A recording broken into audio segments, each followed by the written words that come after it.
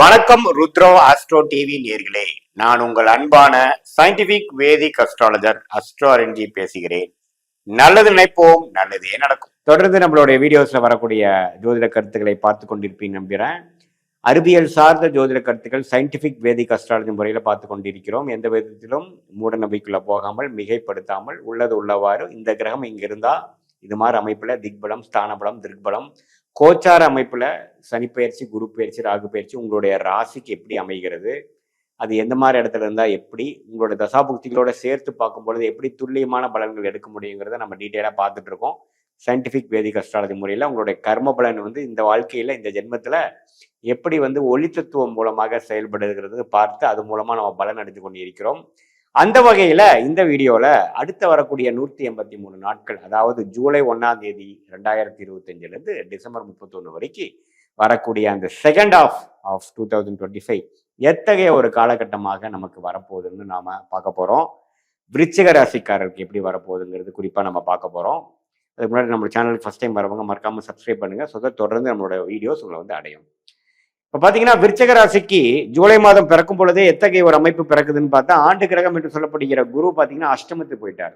மே 15 இருந்தே அஷ்டமத்துக்கு போய் ஜூலை மாதம் பிறக்கும் பொழுதே குரு 8ஆம் இடத்துல இருந்துதான் ஜூலை மாதம் விருச்சிக ராசிக்காரருக்கு பிறக்கிறது. அதே மாதிரி ராகு 4ஆம் இடத்திலும், கேது 10ஆம் இடத்திலும், அதே சமயத்துல சனி 5ஆம் இடத்திலும் இருக்க ஜூலை மாதம் பிறக்கும் பொழுது விருச்சிக ராசிக்கு எப்படி ஒரு அமைப்பு இருக்குன்னு பார்க்கும் பொழுது, இப்போ வெளி நாடு வெளி மாநிலம் குறித்து அதை தொடர்பு பெற்று தொழில் பண்றவங்க, வேலை செய்யறவங்க, அதே சமயத்துல வேலைக்கு போகணும்னு நினைக்கிறவங்க, படிக்கணும்னு நினைக்கிறவங்க, கொஞ்சம் தள்ளி போனாதான் அவங்களுக்கு உயர்வுன்னு நினைக்கிறவங்க, அது மாதிரி இருக்கிறவங்களுக்குலாம் ஒரு சாதகமான பலன் டக்குன்னு அவங்களுக்கு அப்ளை பண்ணா டக்குன்னு மாற்றங்கள் கிடைக்கக்கூடிய அமைப்புகள் கட்டாயம் உண்டு. அதே மாதிரி இந்த ஷேர் மார்க்கெட், ஸ்டாக்ல இருக்கிறவங்க, கூட்டு தொழிலில் இருக்கிறவங்க, ஃபினான்ஷியல் லைன்ல இருக்கிறவங்களுக்கு எல்லாமே கொஞ்சம் சாதகமான ஒரு அமைப்புகள் அப்படியே லைட்டாவே உங்களுக்கு தென்பட வரும் விருச்சிக ராசிக்காரர்களுக்கு. அதே சமயத்துல 4-10 ராகு கேதுகள் சம்மந்தப்படும் பொழுது தொழில் விஷயமாக, வேலை விஷயமாக பல மாற்றங்களை கொடுக்கும். டொமைன் சிலதெல்லாம் மாற்ற வேண்டியதா இருக்கும். பண்ணக்கூடிய துறையிலிருந்து இன்னொரு துறையை மாற வேண்டியதா இருக்கும். அல்லது ஒரு துறை வச்சுட்டு இன்னொரு துறையில ஒரு கை வைக்கிற மாதிரி ஒரு தொழிலதிபர்கள் இன்வெஸ்ட்மெண்ட் பண்ணுவாங்க. அதே சமயத்துல இடம் சார்ந்த விஷயங்கள், வீடு, வண்டி, வாகனத்துல சில மாற்றங்கள், கொஞ்சம் அப்கிரேட் பண்றது, அல்லது வித்துட்டு ஒன்று வாங்குறது, இருக்கிறத ஒன்றுமே ஆல்ட்ரேஷன் பண்றது, இது மாதிரியெல்லாம் நிறையா விஷயங்கள் நடக்கக்கூடிய ஒரு அமைப்புகள் கட்டாயம் உண்டு விருச்சிக ராசிக்காரர்களுக்கு. தாயார் விஷயம், அவங்களோட உடல்நலை விஷயமும் கொஞ்சம் பார்த்துக்க வேண்டியதா இருக்கும்.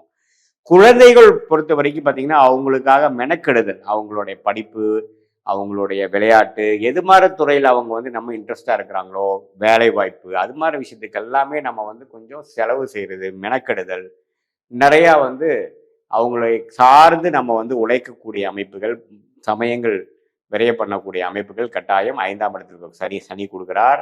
அதே சமயத்துல மூத்த சகோதர சகோதரிகள் அவங்களுக்கெல்லாமும் உங்களுக்காகவும் சில விஷயங்கள்ல கருத்து வேறுபாடுகள் போகிற மாதிரி அமைப்புகள், அது மாதிரி விஷயங்களும் உண்டு. அதே சமயத்துல கணவனா இருந்தா மனைவி, மனைவியா இருந்தா கணவரிடையே கொஞ்சம் கருத்து வேறுபாடுகளும் போகக்கூடிய அமைப்புகள்லாம் இருக்கும். அதனால கொஞ்சம் பொறுமையாக இருக்க வேண்டிய ஒரு காலகட்டமாக இருக்குதுங்கிறது நாம தெரிஞ்சுக்கணும்.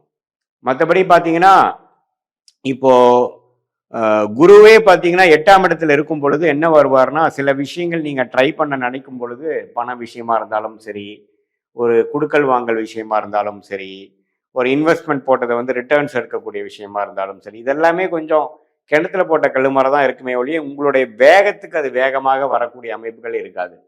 என்ன ஒரே ஒரு விஷயம், நம்ம ஒரு சுப விரயம் செய்யலாம், லோன் விஷயங்கள் கிடைக்கும். இப்போ நம்ம ஏதோ லோன் அப்ளை பண்ணுறோம், ஒரு டாப் அப் பண்ணுறோம்னா கிடைக்குமே ஒழிய அது நீங்கள் சம்பாதிச்ச பணமாவோ ஒரு லாபம் எடுத்த பணமாவோ இருக்கக்கூடிய அமைப்புகளில் குறைவு. லோன் அது மாதிரி சில விஷயங்கள் ரிஸ்க் எடுக்கக்கூடிய விஷயங்கள் இருக்கும். ஆனால் நிறையா உங்களுக்கு சாதகமாக வரக்கூடிய அமைப்புகள் எல்லாமே உண்டு. வெளிநாடு போகிறது, திடீர்னு ஒரு பயணம், அதில் ஒரு சில செலவுகள் ஆகிறது, திடீர்னு ஹாஸ்பிட்டல் செலவுகள் வர்றது, பெற்றோர்களுக்காக திடீர்னு செலவு பண்ணுறது, குறிப்பாக அம்மாவுக்கு திடீர்னு சில விஷயங்கள், அதனால கொஞ்சம் இன்சூரன்ஸ் அதெல்லாம் எதோ இருந்தாலும் போட்டு வச்சுக்கிறது, மெடிக்ளைம் அது மாதிரி விஷயங்கள்லாம் போட்டு வச்சுக்கிறது நல்லதுன்னு நான் சொல்லுவேன். அதே சமயத்தில் தனத்துலேயும் அப்பப்போ பார்த்தீங்கன்னா செலவுகளும் அதிகமாக போகிறது, வருமானமும் கொஞ்சம் அப்பப்போ அப் அண்ட் டவுன் இருக்கிறதுனால கை கடிக்கக்கூடிய அமைப்புகள், கேஷ் ஃப்ளோவில் கொஞ்சம் நீங்கள் கன்சர்வேட்டிவா இருக்கக்கூடிய அமைப்புகள் இருக்கு. நம்ம செலவுகள் வந்து கைமீறி போகக்கூடிய அமைப்புகளும் விருச்சிக ராசிக்காரர்களுக்கு 12ஆம் வீட்டையே குரு பார்ப்பதனால எங்க வந்தது, எப்படி போச்சுன்னு தெரியாத அளவுக்கு கொஞ்சம் வேகமாக சில விஷயங்கள் நடக்கக்கூடிய அமைப்புகள் இருக்கு. அதே மாதிரி பார்த்தீங்கன்னா, இந்த கல்யாணம் ஆகக்கூடிய விஷயங்களுக்கும் கொஞ்சம் தாமதங்கள் கொடுக்கக்கூடிய அமைப்புகள் கொடுக்குதுங்க. இது ஒரே ஒரு விஷயம் என்னன்னா, படிப்புக்காக வெளி மாநிலம் போறது, படிப்புக்காக வேற மாவட்டத்துல போய் ஜாயின் பண்றது, ஒரே இருக்கிற இடத்த விட்டு போய் படிக்கிற மாதிரி விஷயங்கள் இல்லாம, அப்போ 11th படிக்கிறாங்க, 12th படிக்கிறாங்க, 12th அப்புறம் காலேஜ் போறாங்க அப்படின்னா, கொஞ்சம் மாறி போய் படிக்கக்கூடியது. வெளிநாடு ட்ரை பண்றவங்களுக்கு டக்குன்னு விசா கிடைக்கிறது. அது மாதிரி சில பாசிட்டிவான விஷயங்கள்லாம் நிறைந்ததான ஒரு அமைப்பு தான் வந்து விருச்சிக ராசிக்காரர்களுக்கு இருக்கு. வண்டி வாகனம் கொஞ்சம் கரெக்டாக பார்த்துக்குங்க. பழுது அடைஞ்சிருந்தா அது சரி பண்ணிக்கங்க. இல்லைன்னா அது தேவையில்லாத அதிகமான செலவுகளை கொடுக்கக்கூடிய அமைப்புகளும் உண்டு. பிரயாணங்கள் பண்ணும் பொழுது நம்ம கேர்ஃபுல்லாக இருக்கணும். ராத்திரி நேரத்தில் அதிகமாக ட்ராவல் பண்ணாமல் ஓரளவுக்கு சேஃபாக இருக்கக்கூடிய அமைப்புகள் கண்டிப்பாக தேவைப்படுது. இதே மாதிரி கூட்டு தொழில் இருக்கிறப்போ அக்கௌண்ட்ஸு, கணக்கு விஷயங்கள் இதெல்லாம் கொஞ்சம் கேர்ஃபுல்லாக வச்சுக்கக்கூடிய அமைப்புகள் நம்ம தேவைப்படும். இல்லைன்னா அந்த கவர்மெண்ட் ரிலேட்டடான விஷயங்கள், ஐடி துறை பிரச்சனைகள், இது மாதிரி விஷயங்கள்லாம் கொஞ்சம் விருச்சிக ராசிக்கு கொஞ்சம் அப்பப்போ தலை தூக்கக்கூடிய அமைப்புகளும் உண்டு. ஸோ நண்பர்களிடையே சில கருத்து வேறுபாடுகள் அதெல்லாம் கொஞ்சம் வரும். ஸோ நம்ம என்ன வந்து கரெக்டாக நம்ம பேசணுமோ அதை மட்டும் பேசிட்டு நம்ம அதிகமாக எதிர்பார்த்து போகும்பொழுது சில பிரச்சனைகள் வரக்கூடிய அமைப்புகள் இருக்கு. அதே சமயத்தில் திருமணம், காதல் விஷயங்களும் கொஞ்சம் கைகூடக்கூடிய விஷயங்கள் உண்டு. சம்டைம்ஸ் அதுவும் கொஞ்சம் லேட் ஆகி இந்த திருமணம் ஆகிறது கொஞ்சம் லேட் ஆகிறதுனால அது ஒரு மன அழுத்தத்தை கொடுக்கக்கூடிய அமைப்புகளும் வாய்ப்பு உண்டு.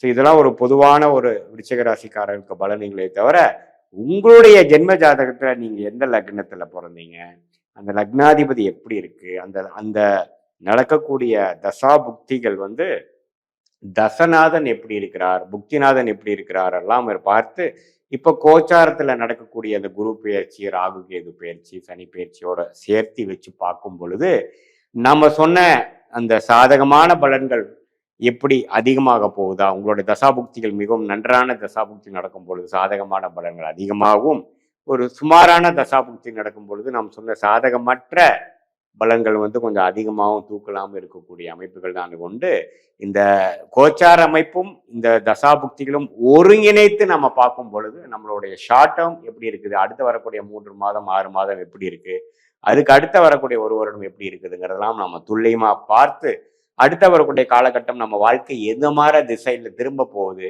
எது மாதிரி விஷயங்கள் வந்து நடக்கக்கூடும் அப்படிங்கிறத முன்கூட்டியே தெரிந்து அதற்கு தகுந்த மாதிரி சில முடிவுகளை சயின்டிபிக் வேதிக் அஸ்ட்ராலஜி முறையில நாம எடுக்கும் பொழுது தீர்க்கமான சில விஷயங்கள் செய்து தேவையில்லாத பண விரயங்கள், சமய விரயங்களை தவிர்த்து நல்ல ஒரு முறையில வெற்றி பெற முடியும் என்பதை நான் கேட்டுக்கொள்கிறேன். இது பொதுவான பலன்தான். மீண்டும் மற்றொரு காணொலியில் சந்திப்போம். நன்றி, வணக்கம்.